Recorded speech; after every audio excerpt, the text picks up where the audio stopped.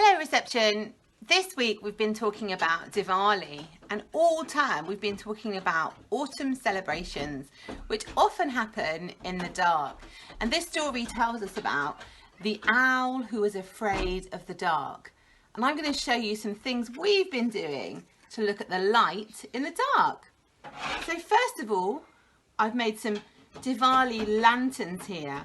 I just used some cupcake cases and I used some tiny little LED lights, and I'm going to put them in my window. Hopefully you can join me as well. If you haven't got cupcake cases, you could just use a piece of paper and fold it up so it makes a lantern with a tiny little flame. You could also have a go at making a fireworks picture.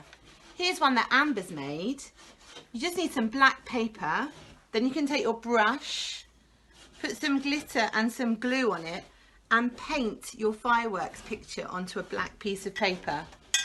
Finally, you might want to make a firework. Here's my firework. All you'll need is a lolly stick and some bits of paper, and you can glue them on and make a firework and write your name. Light features in this book as much as dark and owls, which we love. The Owl Who Was Afraid of the Dark by Jim Tomlinson.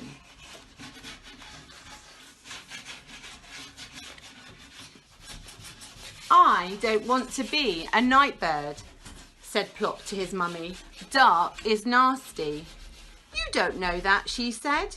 You'd better find out about the dark before you make up your mind. Look, there's a little boy down there. Go and ask him.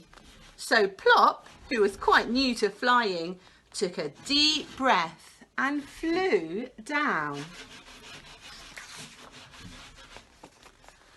Oh, cried the little boy as Plop landed with a somersault. Hello, said Plop. I've come to find out about the dark. Oh, said the boy. Dark is exciting, especially tonight. We're going to have fireworks. We're going to have fireworks. Does it have to be dark? Said Plop. Of course, replied the boy. You can't see the fireworks unless it's dark. Look out for them later. Well, said Mrs. Barn Owl when Plop arrived back the next morning. The little boy says dark is exciting, said Plop. I still do not like it at all. But I will watch the fireworks if you will sit by me. We will sit by you, said his mummy and daddy.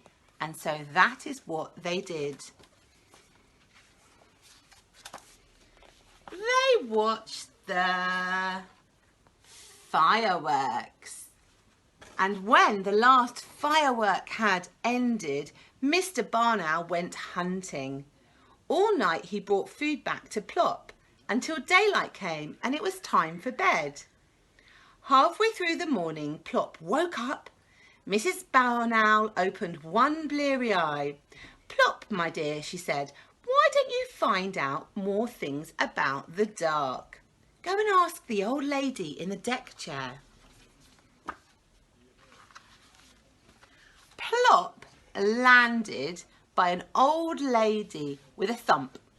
Hello, he said.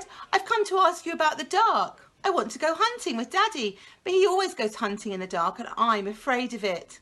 How very odd, said the lady. Now, I love the dark. Dark is kind. I can forget that I am old and I can sit and remember all the good times. I haven't much to remember yet, said Plop. I'm rather new, you see. Well, said his mummy as Plop flew up to a landing branch. The old lady said, Dark is kind, said Plop, but I still do not like it at all.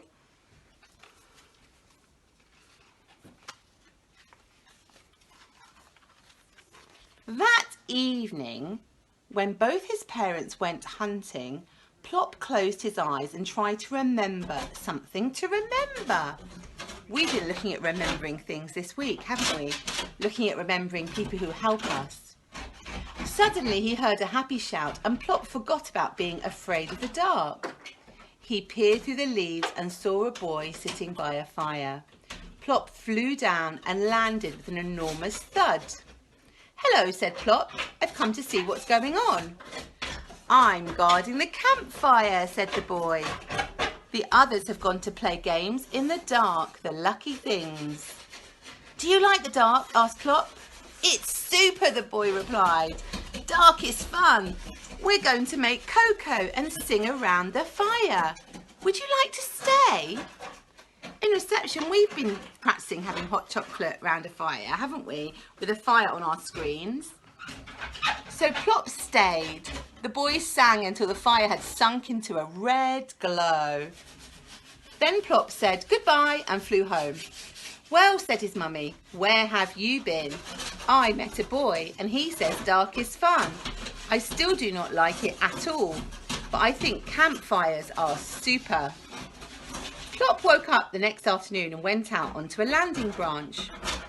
"Plop," said Mrs. Barn Owl, "go and find out about the dark again. See what that little girl down there thinks about it." Plop landed by a little girl with a bounce.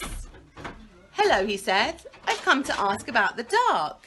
Do you like it?" "Of course I do," she said. "Dark is necessary. Without the dark, Father Christmas wouldn't come.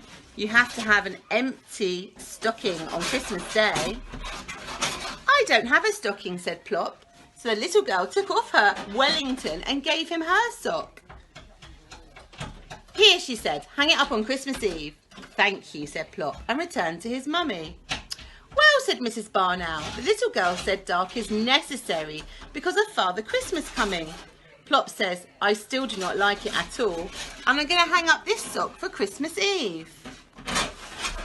Plop slept nearly all day, and by the evening he was wide awake. "It's getting up time, Daddy," he shouted, butting his father in the tummy. Mr. Barn Owl looked up at the sky. "Not quite yet, Plop. Wait till it's dark." That night, Plop watched his parents take off to go hunting again.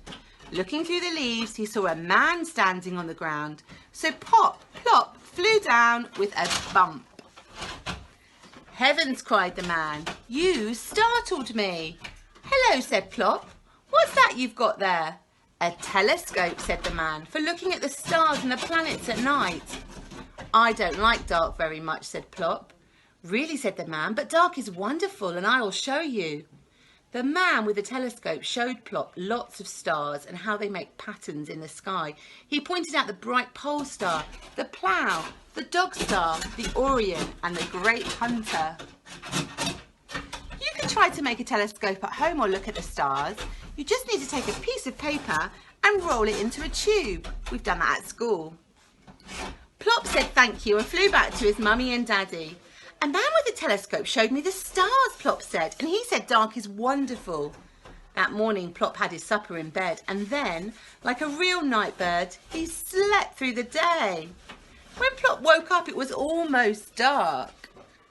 Plop looked at his sleepy parents. He wasn't going to hang about waiting for them. He might miss something.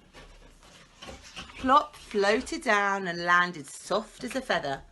Under the tree he saw a big black cat. "Hello, cat. I was just going exploring. Won't you come with me?" "I would like to, but I'm afraid of the dark." "But dark is beautiful," said the cat. "Look around you." Plop looked around him. The moon had risen and everything was bathed in its white light. "Moonlight is magical," said the cat. "Come with me and I will show you the nighttime world of cats and owls. Will you come?" "Yes, I will," said Plop. The cat took Plop up to the rooftop and looked down over the sleeping town. "This is my world," said Plop. "I am a night bird after all. And this is the only one sort of night. There are lots of other kinds, but all are beautiful." "Thank you for showing me," said Plop. "I must go now and call my mummy and daddy." "Good night," said the black cat, and many, many good nights. Plop flew straight back to his tree. "Well," said Mummy. Plop took a deep breath. The small boy had said dark was exciting. The old lady said dark is kind. The campfire boy said dark is fun, and the little girl said dark is necessary. The man with the telescope said dark is wonderful, and the black cat said dark is beautiful. And what do you think, Plop asked his mummy. Plop looked up at his parents with twinkling eyes. I think, he said, dark is super. Then Plop went off hunting in the dark. Mr. and Mrs. Barn Owl on each side of him and Plop in the middle. That is the end of Plop the Night Bird. That story was called The Owl Who Is Afraid of the Dark. I hope that at home you can try and make some light objects so that you're not afraid of the dark during this autumn celebration of Diwali.